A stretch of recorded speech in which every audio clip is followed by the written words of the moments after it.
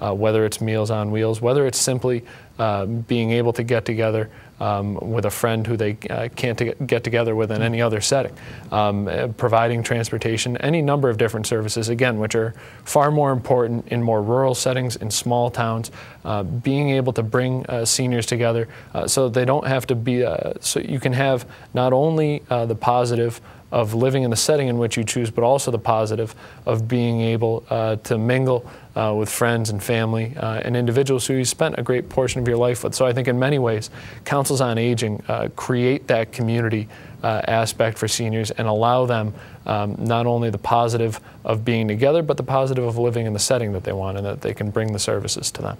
I agree, and I think one of the other very nice features of the councils on aging is that they can more or less reflect the philosophy of each city and town. Absolutely. Which is very nice and certainly very important. Let's talk about the state financial picture. I think when we talk about home and community-based services for seniors, and when we talk about so many other services that philosophically there's a lot of agreement that services, for seniors, for younger people, they're very important. Most of us want them. Mm-hmm. We recognize the need, but really, we're dealing, particularly now, acutely with very limited state dollars. So, can you tell us what's going to happen in the Senate, and perhaps maybe back up a little bit and share with us as the budget process has come out of the House, where we are and where do you think we're going to go? Well, I think the only thing that we can say for certain at this point is that we are in difficult economic times, and with the economy slowing to the degree that it has had a dramatic and drastic impact on revenues coming into the state. All of the programs that we are able to provide as a state, whether it's health care programs, higher education, whether it's mental health services or elder services, we are able to provide because of the taxes and the revenues that are generated by economic activity. I think sometimes people lose the connection between the two, but with a slowing economy, the state's ability to provide those services is challenged, if not curtailed, in ways that I think many of us never thought we would see in our lifetimes. So even in this year, fiscal year '09, the state budget was set, passed, and balanced in July. As we moved forward this year, as the economy slowed down in the fall, the governor, under his 9C powers, had to make cuts across the board to bring the budget into balance. I think, again, people assume that any government can run a deficit or a debt.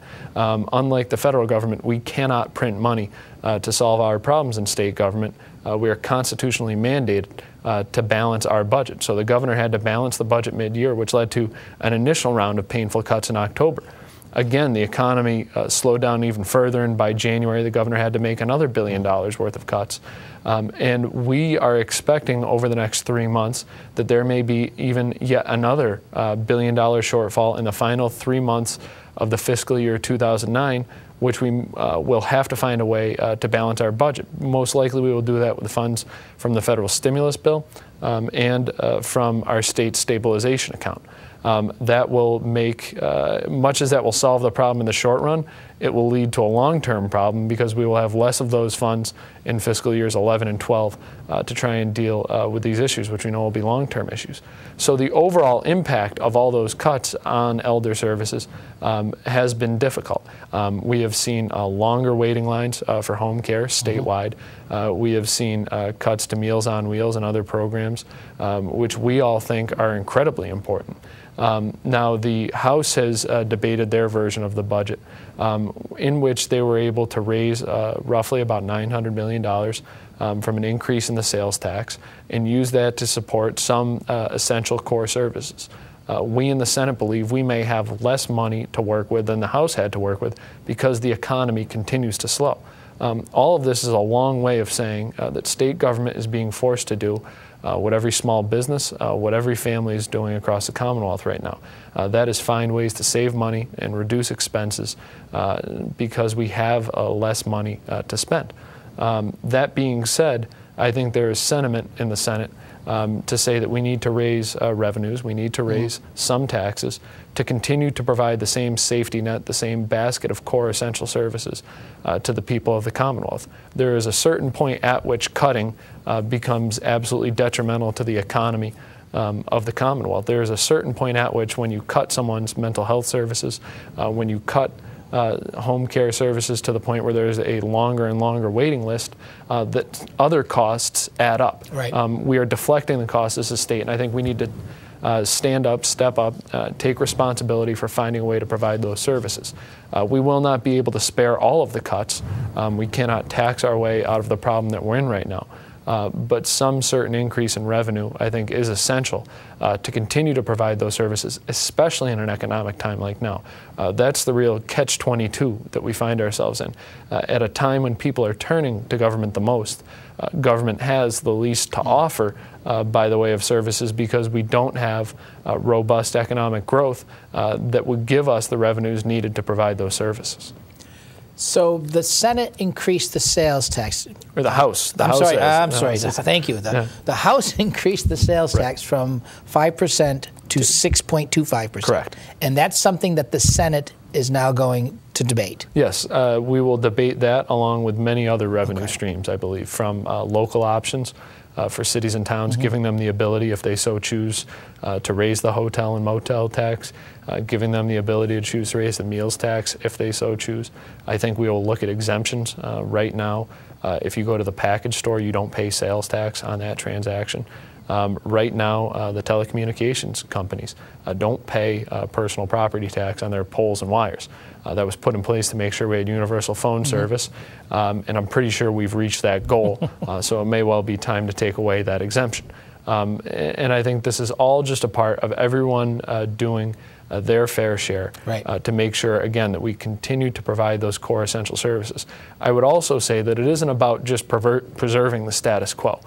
We need to make sure we have these revenues so that we continue to provide essential services. What we also need to do is change the way state government operates. State government cannot be a job bank where friends of connected people get jobs because they're good people and can't get a job somewhere else. The days of doing things because they were convenient and because they were comfortable are over. Families across the Commonwealth are struggling. And they deserve the knowledge and the comfort of knowing that their state government is doing everything it can to be more efficient, more effective, and will do everything it can to keep its burden on the taxpayer as low as possible while we continue to provide the level of service that we deem to be right in a civil society. Ben, what I think I'm hearing from you, and I think I've heard from others as well, is basically that there are tough decisions that need to be made, and we really, as a Commonwealth, we can't have it both ways right now. If we want to keep the services we have and not have those services be cut even more, then we need to increase revenue. And what the House did was look at the sales tax, and that's something the Senate will do. And you listed a menu of some other things. Now, will the Senate do one of those and not another, or will they look at a variety of things and maybe do one or two, or how will that work? I think it will be part of a process. We'll first have to see the budget that the Senate Ways and Means Committee will produce. I think at this point we are committed to producing a budget with no new revenue in it, to show people, much as the House Ways and Means Committee did, just how stark the situation is, to show what it would mean in cuts for cities and towns, for public safety, not just cops, but also firefighters, first responders, who we all rely on no matter how old we are, to ensure a certain level of safety in our community and in our region. We need to know just what we are facing before we talk about how we are going to solve the problem. So I think that's something that we can do. There are also things in the short term that we should do and that we're committed to doing. In the Senate, every member of the Senate announced that we'd be taking furloughs in the next 5 pay cycles. I'll be taking 5 days of furloughs. I won't be going on vacation. I'll be working those days when I won't be getting paid, but I think, again, that's just a part of what we can do to try and show individuals that we're running state government in the most efficient, the most effective manner possible. I also think that as we debate the budget, we would do well to move forward on reform proposals that have been put forward by the House, the Senate, and by the governor. So transportation reform to make our transportation system more efficient and more effective. Pension reform to make sure that we're providing a stable and secure retirement to public employees, but we aren't providing special benefits to